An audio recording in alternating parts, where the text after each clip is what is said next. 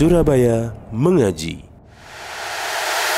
Yuk, dukung dakwah Surabaya Mengaji. Salurkan harta terbaik Anda untuk operasional dakwah.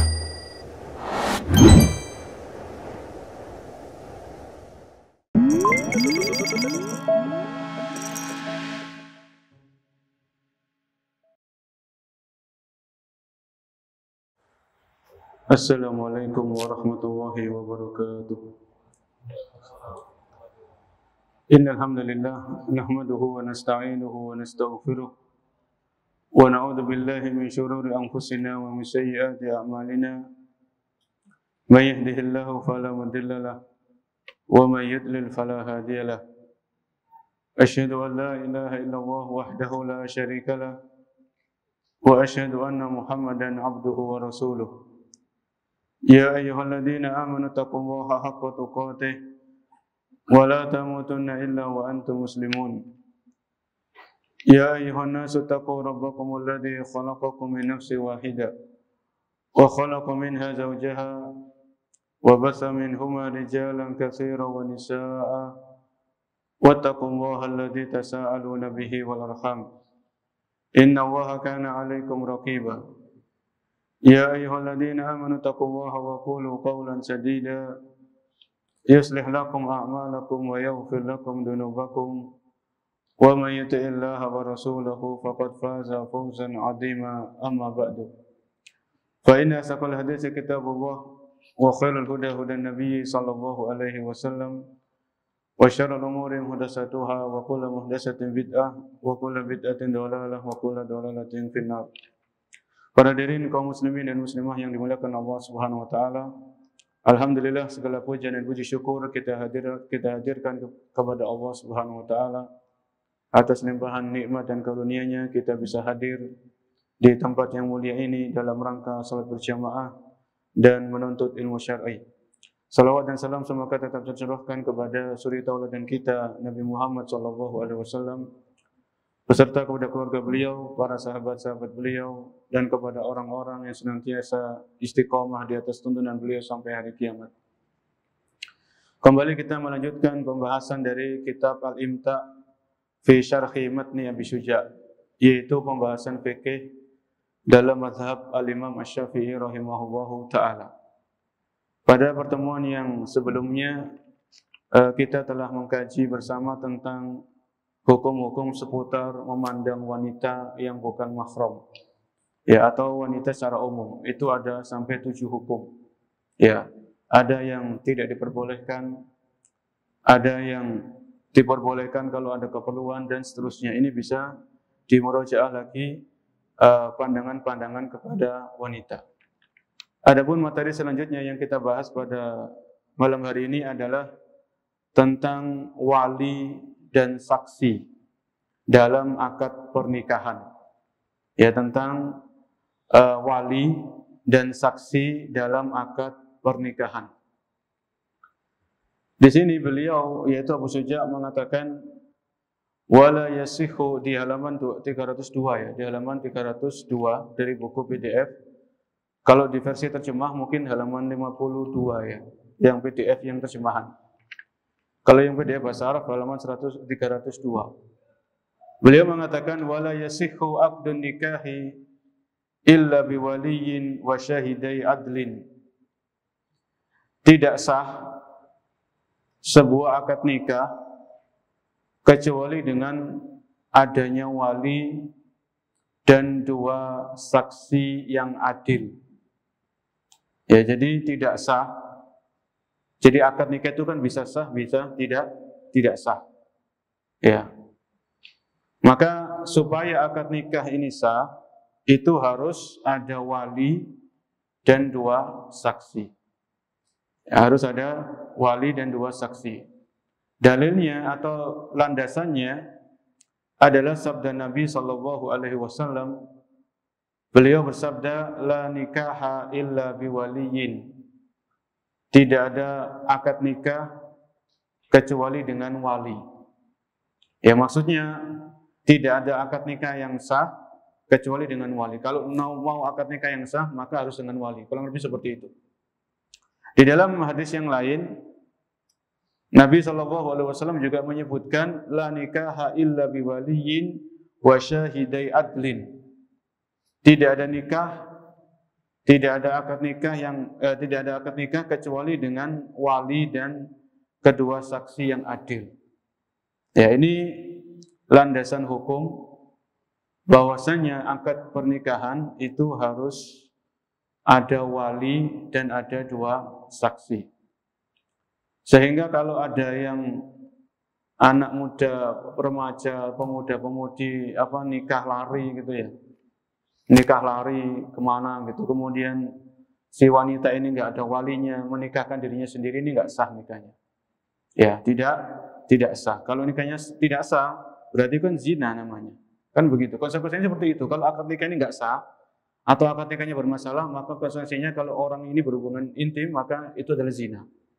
Sudah ke situ, ujung-ujungnya ke sana. Maka ini hal penting. Kemudian di sini beliau mengatakan, di dalam hadis yang lain juga Nabi mengatakan sallallahu alaihi wasallam, ayyuma imra'atin nakahat bi ghairi idni waliha fanikahuha batilun fanikahuha batilun. Perempuan manapun, kata Nabi, ya perempuan muslimah maksudnya di sini, perempuan muslimah manapun yang menikah tanpa izin walinya, maka nikahnya itu batil, nikahnya itu batil. Ya.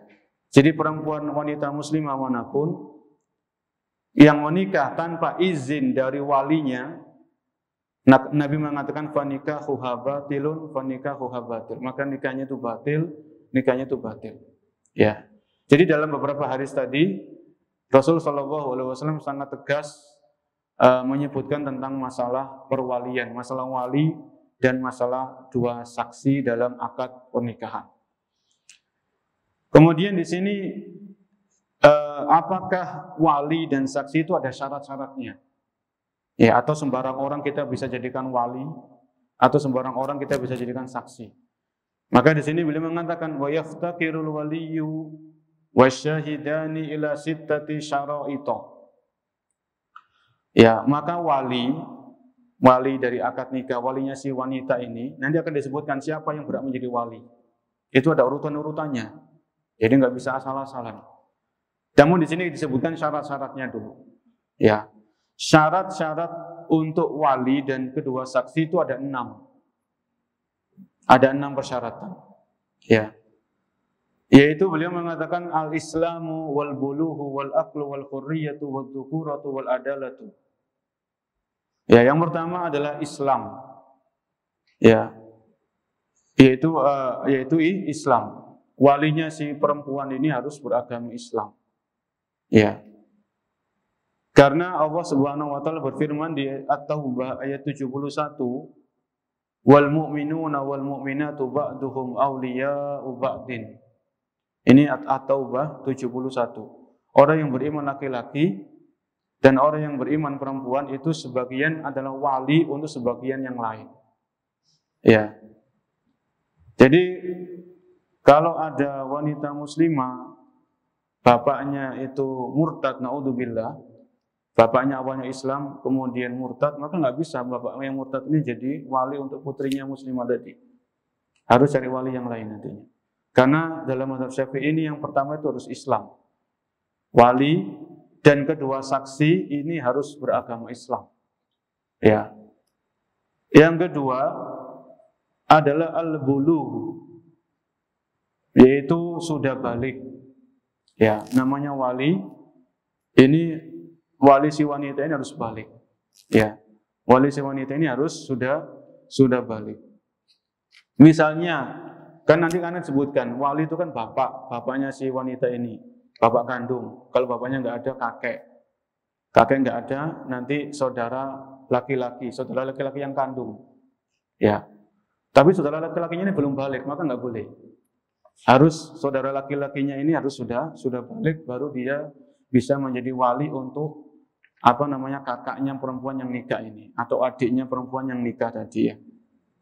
Ini yang kedua, yaitu syaratnya harus balik. Wali si perempuan, dua saksi sama semuanya, berarti kan wali kan 1 orang, dua saksi 2 orang, berarti semuanya 3 orang ini harus sudah balik. Ya, sudah balik. Kemudian yang ketiga yaitu al-aqlu, yaitu berakal sehat. Ya, berakal sehat. Ya, tentunya lawan dari berakal sehat adalah orang yang tidak waras atau orang yang gila. Orang yang gila tidak boleh menjadi saksi, orang yang gila tidak boleh menjadi wali untuk menikahkan seorang wanita muslimah.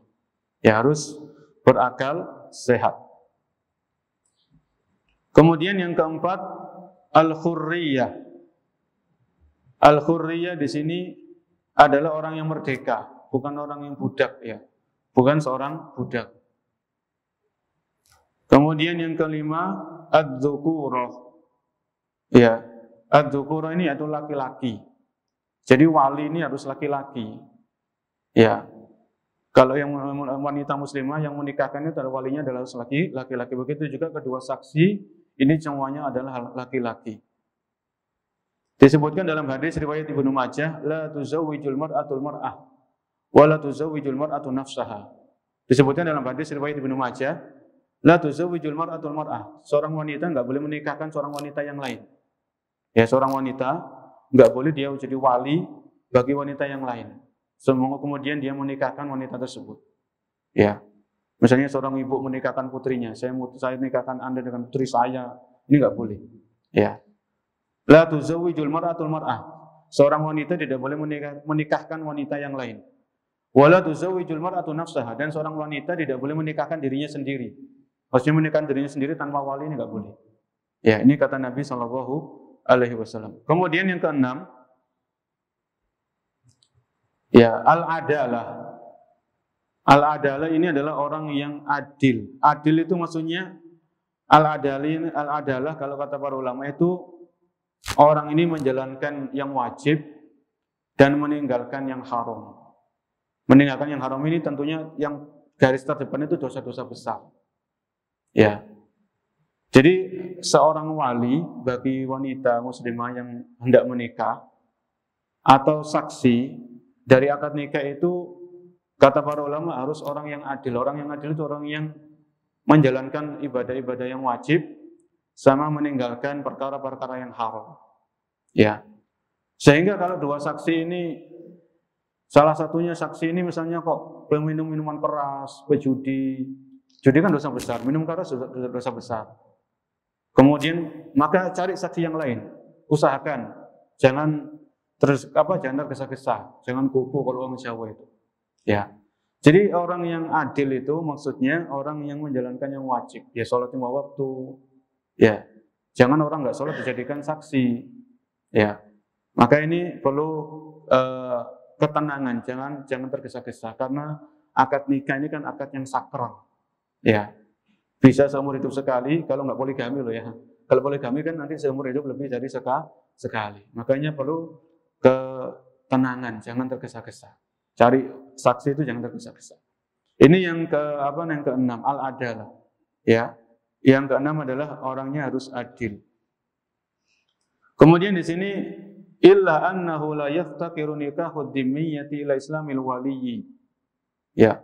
Kalau wanita ini wanita dhimmiyah, maksudnya dhimmiyah itu wanita non muslim, wanita kafir, tapi wanita ini dilindungi oleh negara muslim. Ini namanya dhimmiyah. Ya. Nah, kalau wanita ini wanita kafir, ya yang menikahkan nggak perlu orang Islam. Laki-laki nggak perlu laki-laki Islam karena wanita ini sendiri wanita yang kafir. Ini kata beliau. Wala nikahul amati ila adalatis sayyid. Dan tidak perlu seorang budak perempuan itu, jadi kalau ada budak wanita, itu nggak perlu seorang tuan yang adil. Maksudnya kalau tuannya budak ini orang yang nggak sholat, menikahkan budaknya maka nggak masalah. Ini kalau masalah budak. Ya, ini tadi tentang 6 syarat yang terdapat dalam seorang wali. Jadi Islam, balik, berakal, merdeka, laki-laki dan orangnya orang yang adil. Adil ini adalah menjalankan yang wajib dan meninggalkan perkara-perkara yang diharamkan. Adapun di sini pensyarah, ya pensyarah ini memberikan tambahan. Ada poin yang ketujuh, ya, yaitu yang ketujuh itu al-ikhtiyar. Al-ikhtiyar itu dengan keriduannya. Jadi nggak boleh seorang wali ini menikahkan anaknya atau kalau dia bapak menikahkan putrinya karena terpaksa. Ya terpaksa, ini nggak boleh. Ini menurut ini tambahan dari pensyarah, fala tasihu wilayatul mukrah. Jadi kalau seorang wali ini menikahkan perwaliannya dengan paksaan, dengan ketidakrelaan, itu tidak dibenarkan. Ya, akad seperti ini. Jadi harus seorang wali itu ketika menikahkan perwaliannya itu harus penuh dengan keridhaan dan kerelaan hati, kelapangan dada. Ya. Kemudian Allah yakuna mahjuran alaihi bisafah. Allah yakuna muharraman bil haji wal umrah. Kemudian yang berikutnya, orang yang menjadi wali ini bukan orang yang sedang ihram. Orang ihram itu orang yang lagi umrah atau lagi haji. Ya, lagi umrah kemudian menikahkan putrinya, ini nggak boleh. Harus selesai dulu tahallul ya. Kalau umroh itu kan cukur dulu, selesai cukur, silakan menikahkan putri Anda, nggak masalah. Ya, tapi kalau masih dalam proses ibadah umroh, ya belum selesai tawaf, belum selesai sa'i, belum cukur, ini nggak boleh menikahkan perwaliannya, nggak boleh. Ya. Kemudian juga yang lagi haji misalnya, itu sampai selesai tahallul semuanya, proses haji, itu baru boleh untuk menikahkan sebagai wali. Kemudian untuk yang menjadi saksi ini, itu ada 6 syarat tadi, ada tambahan-tambahan juga, yaitu as-sam'u wal basar, yaitu seorang saksi adalah orang yang mendengar dan orang yang melihat. Mohon maaf, bukan orang yang tuli atau bukan orang yang buta ya. Jadi saksi itu kan dijadikan saksi supaya dia bisa bersaksi. Orang yang bersaksi itu butuh apa? Penglihatan, butuh pendengaran. Ya. Kemudian ad-dabt ma'rifatul lughatul muta'ah. Kemudian yang menjadi saksi ini paham proses ijab qabul tadi akad nikah. Ya. Misalnya kalau akad nikahnya pakai bahasa Arab, ya usahakan saksinya itu orang paham bahasa Arab kan. Usahakan ya. Misalkan angkah tuka wa zawwajtuka bi binati bi mahrin kada. Itu pakai bahasa Arab. Qabiltu nikahaha wa tazwijaha bi mahrin. Malah saksi ini harus paham apa yang diucapkan. Ini jangan-jangan mantra kan gitu repot. Dikira mantra masalah. Wah, kan bahaya nanti kan. Makanya usahakan kalau memang wali saksinya ini orang belum bisa bahasa Arab, ya bahasa Indonesia aja, akadnya pakai bahasa Indonesia. Atau tetap sah kan gitu. Tetap sah. Ini ya maksudnya ma'rifatul lughatul muta'aqidain. Orang saksi ini jadi saksi ini dia paham bahasa ijab qabul yang dilakukan oleh pasutri tadi ya, pasangan suami istri yang melakukan akad nikah. Ya. Ini tadi beberapa poin-poin terkait dengan wali dan saksi. Kemudian apa sih hikmahnya? Kenapa kalau dalam Islam itu kalau nikah itu harus ada wali dari si wanita ini? Maka di sini disebutkan dalam salah satu referensi, ya seorang wanita itu mulai dari lahir, seorang wanita ya, wanita muslimah. Kita bicara wanita muslimah, kita nggak bicara wanita kafir. Wanita muslimah itu ketika dia lahir, itu dia dirawat, dibesarkan sama walinya, entah itu bapaknya, kakeknya atau semisalnya. Ya. Maka ketika wanita muslimah ini dewasa, dia mau berumah tangga, maka dia harus dinikahkan oleh walinya. Karena selama ini wanita ini ya selama ini tuh dia dalam tanggung jawab walinya kan begitu. Seorang wanita itu dalam tanggung jawab, dalam pengawasan, dalam tanda kutip, dalam perawatan si walinya. Kalau bapak ya, kalau wanita yang muslim ini masih bapaknya masih hidup ya dalam tanggung jawab bapaknya. Ya. Oleh karenanya ketika si wanita muslimah ini hendak menikah, maka ini ketika proses ijab qabul, saya nikahkan kamu dengan putri saya dengan mahar sekian dibayar tunai. Maka ini seolah-olah itu pelimpahan tanggung jawab dari seorang wali kepada si suami. Ya. Jadi proses pelimpahan tanggung jawab ini anak saya, selama ini saya besarkan, saya didik, saya ramut, saya doakan misalnya ya. Ketika proses ijab qabul antara wali dengan si suami wanita tersebut, ini pada hakikatnya ini ada perpindahan tanggung jawab dari wali, misalnya dari bapak wanita ini kepada si suami wanita tersebut. Ya ini diantara hikmahnya seperti itu. Ya walaupun nanti si wali ini nggak boleh lepas tangan, ya sudah, saya sudah nikahkan anak saya, itu urusan suaminya, bukan seperti itu. Ya. Karena tetap si wali ini nanti dia punya punya andil. Kalau misalnya wanita muslimah ini nikah dengan dengan laki-laki, dengan suaminya, kemudian suaminya ternyata nggak becus dalam rumah tangga, ya nggak menunaikan hak-hak istrinya, nggak menunaikan kewajiban sebagai seorang suami, maka wali ini boleh ikut campur dalam artian meluruskan. Jadi ada wali ini yang ngomong kepada suami, kenapa kamu kok nggak menunaikan kewajiban kamu sebagai suami? Ini wali seperti itu, ya. Jadi wali itu nggak boleh setelah menikahkan ya sudah lepas, tidak. Tetap ada tanggung jawab, tetap ada hal-hal yang perlu diperhatikan, ya. Bahkan kalau kita pernah ceritakan itu Nabi SAW itu setelah menikahkan putrinya Fatimah sama Ali bin Abi Thalib radhiyallahu anhu, itu kan Nabi tetap perhatian sama putrinya ini dalam masalah sholat. Bahkan Nabi pernah mengetuk pintu rumahnya Ali ini, ditanya, ala tusolliyan, sudahkah kalian berdua untuk sholat? Itu menunjukkan yang namanya wali ini tetap ada perhatian kepada perwaliannya. Ya, entah itu anaknya, atau cucunya, atau seterusnya. Ya, ini tadi di antara ini salah satu hikmah ya, dan pasti di sana ada hikmah-hikmah yang lain, yang di situ kenapa disyariatkan dalam Islam itu kalau wanita muslimah menikah itu harus ada walinya. Harus ada walinya. Yang berikutnya di halaman 304. Halaman 304. Al-ahaqqu biwilayati aqdin nikah. Laki-laki siapa saja yang layak, yang berhak untuk menjadi wali dalam akad nikah. Ya. Laki-laki siapa saja yang itu berhak sebagai wali untuk dalam proses akad pernikahan. Ini akan dibahas oleh beliau. Qala al-musannifu rahimahullah, penulis yaitu Abu Syuja rahimahullah, semoga Allah merahmati beliau, berkata, wa aulal wulati. Ya. Jadi yang berhak menjadi wali dalam proses akad nikah itu ada urutan-urutannya. Ya.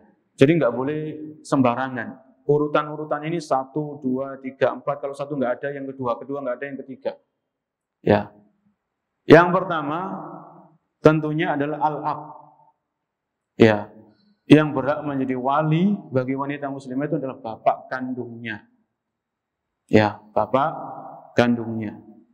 Maka kalau bapaknya masih ada, masih hidup, ya bapaknya yang menikahkan anaknya sendiri. Ya, bapaknya menikahkan putrinya.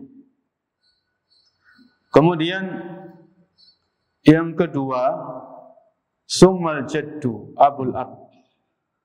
Yang kedua adalah kakek.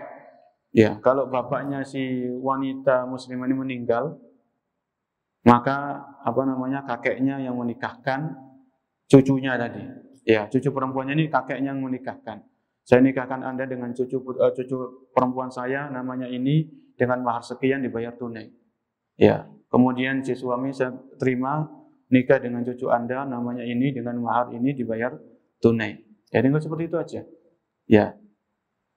Jadi ini yang pertama itu adalah seorang bapak kandung. Yang kedua adalah kakek. Ya. Kakek wa in ala, kalau kata penulis ini wa in ala, kakek, kalau kakeknya nggak ada tapi buyutnya masih ada, ya buyutnya nggak apa-apa. Ya. Ini yang kedua. Kemudian yang ketiga, summal akh lil am wal summal akh lil abi wal ummi. Yang ketiga ini adalah al-akh asyakik, yaitu saudara kandung. Namanya saudara kandung berarti sebapak dan seibu. Ya. Saudara kandung. Saudara kandung dari si mempelai wanita ya, saudara kandung dari si mempelai wanita. Supaya nggak salah paham. Jadi kalau bapaknya wanita ini sudah meninggal, misalnya kakeknya juga meninggal, kemudian ada saudara laki-laki, entah itu kakaknya mempelai wanita atau adiknya mempelai wanita, adik kandung atau kakak kandung, dan kakaknya ini sudah balik, atau adiknya, misalnya kakaknya nggak ada, dia nggak punya kakak tapi punya adik laki-laki sudah balik, ya sudah adiknya menikahkan. Saya nikahkan Anda dengan kakak saya, namanya ini, dengan mahar ini, dibayar tunai. Si suami saya terima nikah dengan kakak Anda yang bernama ini, dengan mahar sekian, dibayar tunai. Itu seperti itu nantinya. Ya. Ini yang ketiga, yaitu al-akh asy-syakik, saudara kandung. Baik itu kakak laki-laki atau adik laki-laki dari mempelai wanita. Yang keempat adalah summal akh lil ab. Ya, summal akh lil ab. Saudara sebapak. Ya, saudara sebapak tapi beda ibu. Saudara sebapak tapi beda ibu. Ya, ini juga berhak menjadi wali. Kalau yang sebelum-sebelumnya enggak ada. Ini yang keempat, al-akh lil ab. Yang kelima, ibnul akh asy-syakik. Ibnul akh asy-syakik yang kelima ini adalah anak laki-laki dari saudara laki-laki. Jadi keponakan. Keponakan, ya. Jadi anak laki-laki dari saudara kandung. Ya kan, berarti kan kalau kepada calon mempelai wanita kan keponakan dia. Ya, keponakan si laki-laki ini, saya nikahkan Anda dengan bibi saya, namanya ini, dengan mahar ini dibayar tunai. Itu seperti itu nanti, ibnul akh asy-syakik. Ya. Kemudian yang keenam, ibnul akh al-li'ab. Anak laki-laki dari saudara sebapak. Anak laki-laki dari saudara sebapak. Dan memang ini perlu dicari ya, perlu dicari dulu. Yang ketujuh, al-am asy-syakik. Yang ketujuh, paman kandung. Ya, paman kandung. Berarti paman bisa, al-am ini saya terjemahkan dengan paman ya. Sebenarnya dalam hal ini, dalam bahasa Arab al-am itu bisa diistilahkan Pak D atau Pak Le gitu lah. Ya, karena nggak ada dalam bahasa Arab al-am al-akbar, al-am as-shaghir nggak ada, al-asghar nggak ada. Adanya al-am saja, paman. Jadi kalau dalam istilah kita Pak Le atau Pak D. Ya. Ini pun urutannya sampai urutan yang ketujuh. Ya, paman ini Pak D atau Pak Le ini urutan yang ketujuh. Dalam urutan perwalian tadi. Ya. Jadi kalau itu semuanya 1 sampai 6 nggak ada, baru nanti paman Pak D atau Pak Le ini silakan jadi wali untuk keponakannya. Ya, untuk keponakannya. Kemudian yang ke-8, al-am li'ab, paman yang sebapak. Kemudian yang ke-9, ibnul am asy-syakik. Ya, ibnul am asy-syakik, yaitu anak laki-laki dari paman kandung ya. Pak D atau Pak Le. Yang ke-10, ibnul am li'ab, anak laki-laki dari paman sebapak. Ya. Seandainya itu semuanya enggak ada. Ya, mulai 1 sampai 10. Kemudian fa illam yakun lizaujati waliyyun minal asabah al-madhkura fal wilayatu takun al-maula lil mu'tik isabatuhu. Ya. Jadi kalau di sini Al-Imam Sujah mengatakan, ya, al-ab summal jaddu abul ab summal akh lil ab wal summal akh lil ab summa ibnul akh lil ab wal summa ibnul akh lil ab summal am summa ibnuhu ala hada tartib. Ya. Jadi urutannya tadi sampai 10 urutan ya. Fa idza udimatil asabat fal maulal mu'tik summa asabatuhu summal hakim. Ya, kalau itu semuanya enggak ada, ya, kerabat-kerabat si wanita ini juga enggak ada. Kerabat-kerabat yang di luar 10 tadi ya. Maka terakhir itu adalah waliul hakim. Ya, waliul hakim ini adalah petugas KUA misalnya.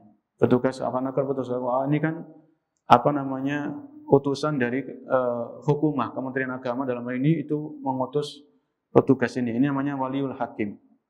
Disebutkan dalam sebuah hadis riwayat Abu Dawud dan Tirmizi, as-sultanu waliyun man la waliyalahu. Jadi Pak hakim itu adalah wali bagi seorang wanita yang tidak mempunyai wali. Ya. Tidak mempunyai wali. Kemudian di sini di dalam syarah ini ada disebutkan wilayatun nikahi lil waliyil aqrab wa la tasihu riwayatul abad ma'a wujudil aqrab. Ya. Jadi kenapa sih kok ada urutan-urutan tadi? Karena kalau urutan-urutan ini dilanggar, ya, enggak digubris, maka nikahnya itu tidak sah. Ya, wilayatun nikahil waliyil aqrab wa la tasihu wilayatul abad ma'a wujudil aqrab. Enggak boleh seorang wanita ini dinikahkan dengan wali yang jauh, sedangkan wali yang dekat ini masih ada. seorang kakek menikahkan cucunya, bapaknya masih ada. Bapaknya si wanita ini masih ada. Ya bapaknya dulu loh. Ya. Illa idza rafadal aqrab. Kecuali kalau bapaknya nggak menikahkan. Ya, berarti kan ada masalah. Kenapa bapaknya ini nggak mau menikahkan? Mungkin calon suaminya agamanya nggak beres, sholatnya nggak becus, ya sudah. Ya, kemudian wanita muslimah ini ngebet pengen nikah kan gitu, repot juga. Ya, maka ini perlu ditanya, kenapa wali yang dekat dari urutan tadi kok nggak mau menikahkan? Itu harus ditanya dulu. Iya, kalau alasan-alasannya bukan alasan yang syar'i, ya sudah. Ya mohon maaf, ini wanita ini mau nikah, ya kakeknya yang menikahkan karena bapaknya nggak mau nikahkan, tapi alasan bukan alasan yang syar'i. Ya, kan kita disebutkan dalam hadis yang lain, disebutkan dalam sebuah hadis secara makna, idza ja'akum man tardawna dinahu wa khuluquhu fazawijuhu wa illa fatakunu fasadun kabir atau kama qala. Kalau sudah datang kepada kalian wahai para wali, Nabi mengatakan kalau sudah datang wahai para wali kepada kalian seorang pemuda yang kalian ridho, ya, idza ja'akum man tardawna dinahu wa khuluquhu, dua. Kalau sudah datang seorang pemuda kepada kalian yang kalian ridho terhadap agama dan akhlaknya, fazawiju, mana nikahkan. Nikahkan perwalian kalian dengan anak tersebut. Jadi Nabi menyebutkan dua barometer, yaitu agama, yang kedua apa? Akhlak. Ya, akhlak ini kan termasuk ajaran agama, kan begitu. Kenapa disendirikan? Karena pentingnya masalah akhlak. Ya, kalau agama, idza ja'akum man tardawna dinahu wa khuluquhu. Kalau sudah datang kepada kalian seorang pemuda yang kalian ridhoi agama dan akhlaknya, agama ini ya sholatnya, puasa Ramadannya, pokoknya yang wajib-wajib dulu. Yang wajib-wajib dulu. Nanti yang sunnah, kalau yang sunnah ya nggak masalah kalau bisa. Tapi yang penting wajib-wajib, tanyakan. Ya, kalau anak muda ini, kalau ada pemuda yang mau melamar anak kita, tanyakan sholatnya, puasa Ramadannya gimana. Iya, birrul walidainnya kayak gimana. Birrul walidain kan wajib juga. Silaturahminya kayak gimana. Silaturahminya juga wajib. Ya. Maka agama ini luas para jemaah. Kalau sudah datang kepada kalian seorang pemuda yang kalian ridhoi agama dan akhlaknya. Akhlaknya ini kalau dia marah itu temperamental, enggak suka mukul, enggak. Ya. Jadi kalau seorang suami itu punya dua ini. Agamanya kuat, ya. Sholatnya dan seterusnya sama akhlaknya bagus. Seandainya suami ini, seandainya istrinya itu mungkin salah, suami ini nggak akan main nggak akan terjadi KDRT kan gitu ya. Karena kalau suami itu dia agamanya kuat, akhlaknya bagus, ketika istrinya mungkin terjadi masalah, ya namanya rumah tangga kan ada miskomunikasi. Insya Allah suami ini nggak akan gampang mukul, nggak gampang menampar, nggak berkata-kata kasar. Itu suami kalau punya dua ini ya, punya agama yang kuat sama apa tadi? Akhlak. Ya. Jadi itulah pentingnya tadi. Makanya kalau si perwalian yang dekat bapak ini kenapa nggak mau menikahkan putrinya? Apa alasannya? Di pemuda ini agamanya masya Allah, ya, akhlaknya masya Allah. Iya, masih belum punya kerjaan tetap. Yang penting kan tetap bekerja kan gitu ya. Belum nggak punya pekerjaan tetap. Iya, kalau anaknya malas, nganggur atau malas ya wajar. Tapi anaknya punya spirit kerja walaupun belum punya pekerjaan tetap. Yang penting tetap bekerja yang halal. Insya Allah yang kasih kecukupan, Allah Maha Kaya. Iyakunu fuqara yughnihimul mu'min. Ini sudah kita baca. Iyakunu fuqara. Kalau mereka itu miskin, yughnihimul mu'min fadli. Allah yang kasih kekayaan kepada mereka dengan karunia darinya. Ya. Maka di sini para wali wanita ini hendaknya perhatian kepada perwaliannya. Ya, putrinya, cucu perempuannya. Ya. Kalau sudah datang pemuda yang mau melamar, maka ya sudah, bismillah. Ya, ini tadi berkaitan dengan urutan dalam hal perwalian. Di sini beliau ada tadi juga illa idza rafadal aqrab alwilayata wa talabat minhu salasa marrat wa yuzawijul abad wa tasihu wilayatu. Jadi kalau dalam syarah ini ya, misalnya bapak ini enggak mau nikahkan putrinya, maka diminta lagi kedua kali. Kenapa? Tetap nggak mau kekeh, bersikukuh nggak mau menikahkan. Diminta ketiga kali.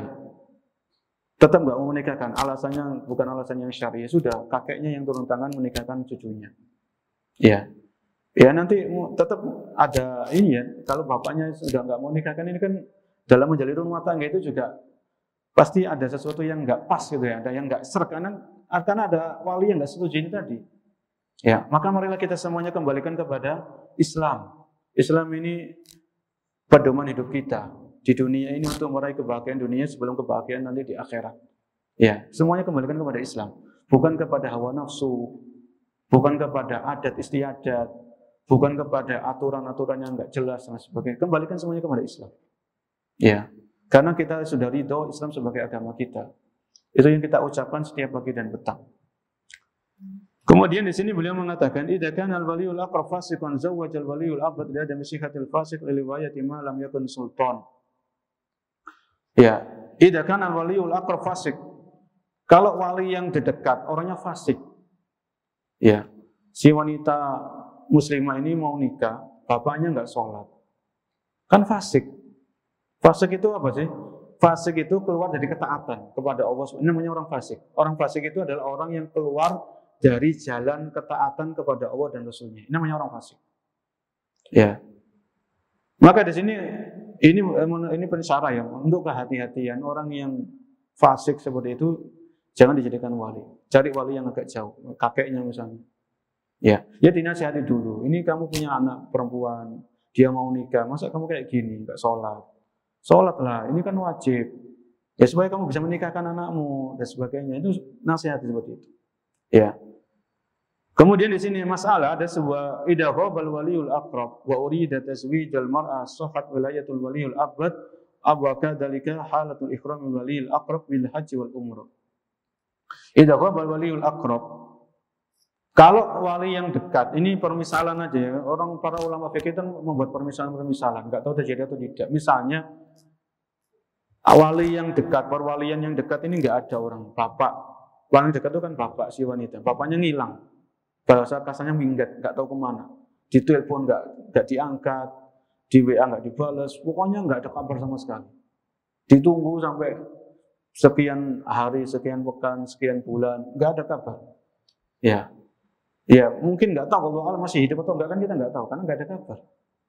Ya, kita sudah umumkan di kayak orang hilang gitu, orang hilang kan diumumkan di radio telah hilang orang ini kan gitu. Tapi sudah nggak ada hasil ya sudah.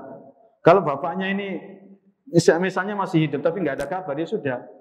Daripada nanti wanita muslimah ini nggak dinikahkan kasihan, ya. Maka sudah yang agak jauh kakeknya itu yang menikahkan. Nanti seandainya bapaknya pulang, mungkin bapaknya akan terima gitu saja. Ya masalahnya sendiri. Kalau menghilang nggak ada kabar. Ini ya. Jadi idza ghabal waliul aqrab, seandainya wali yang paling dekat itu hilang, maksudnya hilang kabar, hilang kontak, ya. Dan wanita ini betul-betul dia kalau bisa segera dinikahkan supaya terhindar dari fitnah yang luar biasa, fitnah yang dahsyat, maka boleh bagi perwalian yang agak jauh untuk menikahkan. Atau wali yang dekat misalnya bapaknya lagi umroh, bapaknya lagi haji, ya anaknya ini kebelet nikah ya sudah kakek yang menikahkan. Kalau anaknya nggak sabar nunggu bapaknya pulang kan gitu.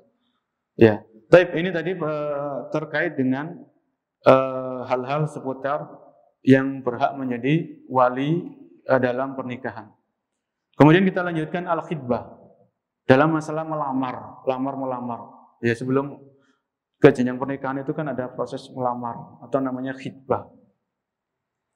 Ya, al-khidbatu iltimasul khatib an-nikah min jihatil maktubah. Jadi namanya lamaran itu permintaan orang yang melamar ya untuk menikahi orang yang dilamar. Ya kalau dalam masyarakat kita seperti lamaran ya. Lamaran. Jadi seorang pemuda ini datang ke rumah calon mempelai wanita, ketemu sama walinya, ngomong, saya sudah nador tadi kan, nador kan sudah kita jelaskan pada pertemuan kemarin ya. Yang bisa dinador itu apa saja, wajah dan kedua telapak tangan. Setelah nador, si pemuda ini istikharah. Mantap istikharahnya. Ya. Kemudian istikharah, kemudian musyawarah, saya mau nikah dengan wanita ini, keluarganya setuju, sudah. Datanglah untuk melamar. Ya. Ini namanya lamaran. Wal khitbatu min muqaddimatin nikah. Jadi lamaran ini adalah hal-hal proses-proses sebelum pernikahan. Ya. Wal khatibu ahkamu ka ahkamir rajul ajnabi la yubahu lahu syai' illa annaha wa'dun bizawaj. Ini perhatikan. Lamaran itu pemuda, remaja yang melamar anak kita atau cucu kita itu statusnya masih seperti laki-laki yang asing. Ya. Karena dia belum sah, belum akad nikah, belum ijab qabul, maka jangan dianggap ini sudah nikah. Jadi ini perhatikan juga bagi anak-anak muda, ya. Ini kita berjalan di atas Islam. Kalau sudah lamaran, itu tetap kita statusnya seperti laki-laki yang asing. Nggak boleh berdua-duaan sama mempelai wanita tadi. Calon istri itu nggak boleh berdua-duaan, nggak boleh keluar bareng, nggak boleh telepon-teleponan, WA-WA-an. Kalau ada apa-apa gimana? Ya melalui walinya, ya melalui bapaknya, melalui saudara laki-lakinya, melalui pamannya, atau melalui siapa. Kalau butuh apa-apa kita ingin tahu, ya melalui walinya tadi. Ya karena memang masih laki-laki asing. Ya, masih laki-laki seperti laki-laki asing.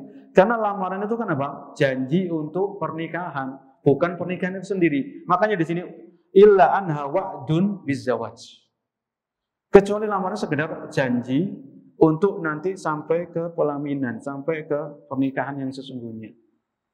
Ya, terkadang orang itu kalau sudah lamaran, sudah seolah-olah sudah halal semuanya, belum. Ini belum apa-apa. Sabar dulu maksudnya gitu kan. Sabar. Ya. Kalau mau cepat ya segera nikah, ya, urus surat-suratnya ke KUA, urus semuanya. Ya. Cari apa yang bisa jadi mahar apalah. Kan mahar di Indonesia kan seperangkat alat sholat insya Allah murah sekali. Ya, kecuali mungkin di daerah-daerah tertentu mahar itu mahal. Ya, jadi wanita yang berkah itu yang maharnya itu enggak terlalu mahal. Ya, ini yang diberkahi oleh Allah Subhanahu Wa Taala. Ya, makanya kalau ingin segera halal ya sudah proses itu apa yang dibutuhkan untuk menjadi syarat-syarat di KUA itu apa saja penuhi semuanya itu. Ya, karena kita ingin nikahnya nikah yang sah secara agama dan secara negara. Ya, bukan sekedar nikah siri. Nikah siri itu memang sah dari segi agama, tapi di mata negara kan nggak diakui kalau nikah siri kan begitu. Ya. Dan kita dengarkan azan dulu, insya Allah kita lanjutkan terkait dalam hal melamar ini. Melamar sebagai pintu menuju kepada pernikahan.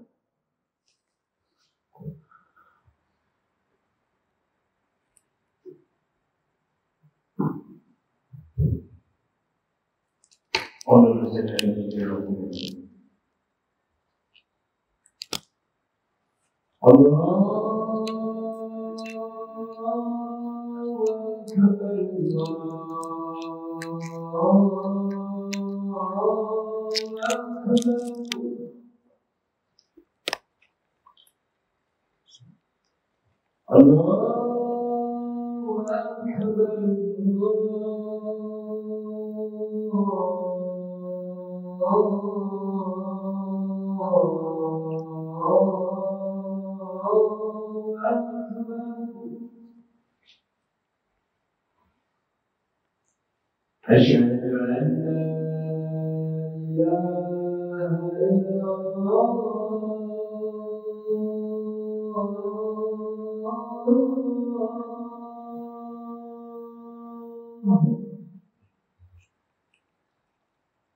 أشهد أن لا إله إلا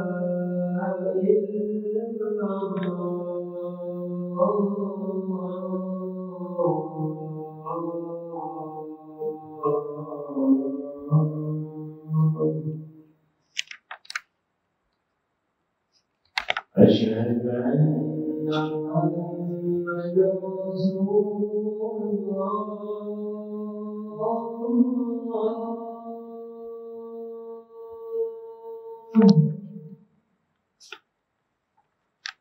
أشهد أن محمدا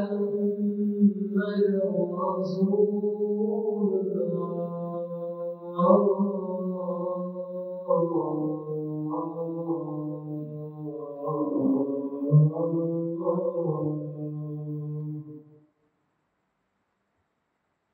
حي على الصلاة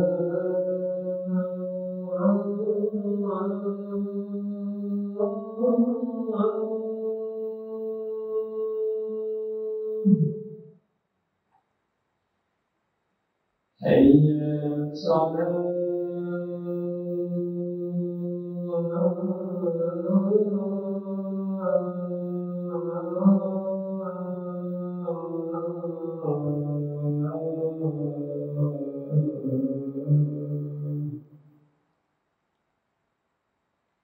حي على الفلاح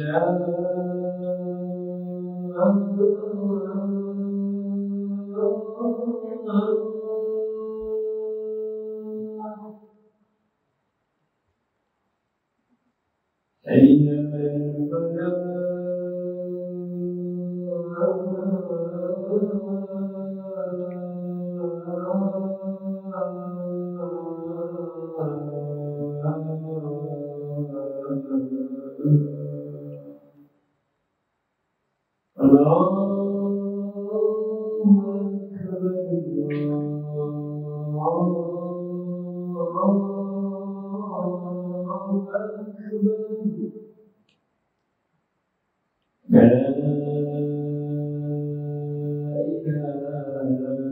لا إله إلا الله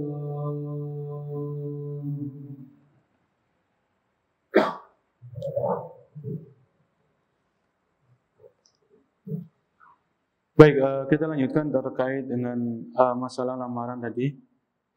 Wa tahrumul khitbatu ala khitbati fa idza ujiba al-khatibu bil qawli fala yajuzu li waliyil mar'a an yakhtubaha li akhar aw yataqaddama ahadun li khitbatiha. Jadi kalau wanita muslim ini sudah dilamar, ya, sudah lamaran, nanti akan lanjut ke proses pernikahan. Mungkin tanggalnya ditentukan, ya. Dan nggak usah cari-cari tanggal, semua hari itu baik kan gitu ya. Ini yang terkadang bikin agak susah itu harus cari tanggal, cari bulan. Semua hari itu baik. Ini keyakinan kita orang Islam. Semua hari itu baik, semua bulan itu baik, semua tahun itu baik. Ini keyakinan kita. Ya. Maka sudah, kalau sebisa mungkin antara lamaran dengan pernikahan ini jangan jauh-jauh. Ya, jangan lama-lama supaya menutup rapat-rapat pintu fitnah, namanya fitnah syahwat. Ya, setan itu lebih pandai dalam menggoda kita. Setan ini musuh bebuyutan kita. Bagaimana setan itu tahu kelemahan manusia itu gimana? Ya. Kemudian kalau si wanita muslimnya sudah dilamar sama seorang pemuda, maka nggak boleh tiba-tiba ujuk-ujuk laki-laki lain datang untuk melamar wanita ini, nggak boleh.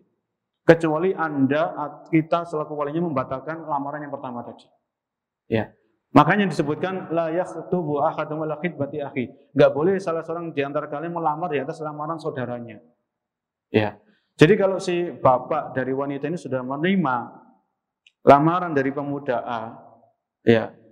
Kemudian dia lihat agamanya bagus, akhlaknya bagus. Kemudian tiba-tiba datang pemuda yang B, mungkin karena lebih kaya, lebih mapan dan sebagainya. Akhirnya yang A tiba-tiba nggak ada jawaban dan sebagainya. Atau sudah yang A tiba-tiba nggak dibatalkan, nggak tiba-tiba yang menerima yang B, ini nggak boleh. Jadi batalkan dulu yang A, baru nerima yang yang B. Karena Nabi mengatakan la yakhtubu ahadukum ala khitbati akhi aw kama. Jangan salah dan kalian melamar di atas lamaran saudaranya. Ya.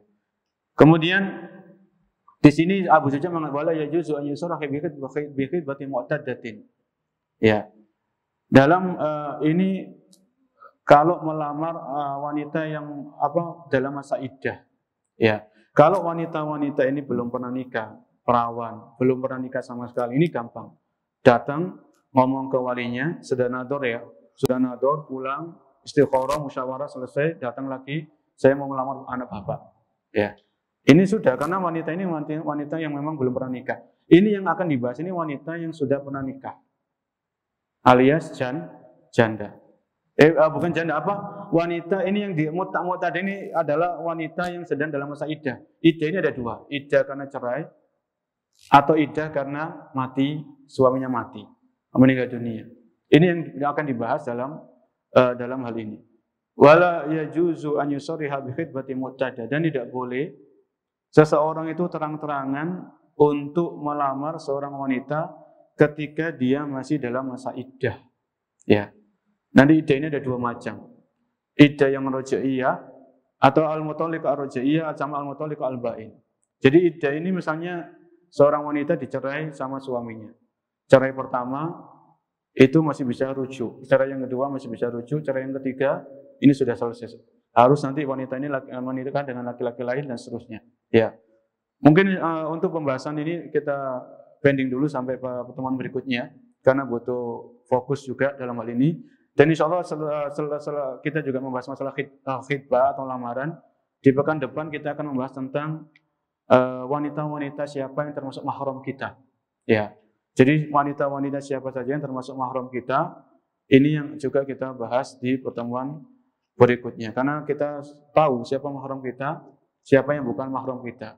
Karena yang kalau kita ini wanita bukan mahram berarti kita nggak boleh jabat tangan dan seterusnya. Wallahu a'lam bishawab. Semoga apa yang kita bahas minimal kita punya gambaran, punya pendalaman ilmu dalam masalah akad nikah ini tidak serampangan ya, tidak asal-asalan. Karena ini semuanya kita berjalan sesuai dengan syariat Islam. Wallahu a'lam, semoga bermanfaat. Kami ucapkan terima kasih kepada Saudara yang mengaji dan Ta'mir Al-Mu'ti atas kesempatan yang diberikan. Semoga menjadi amal jariah bagi kita semuanya.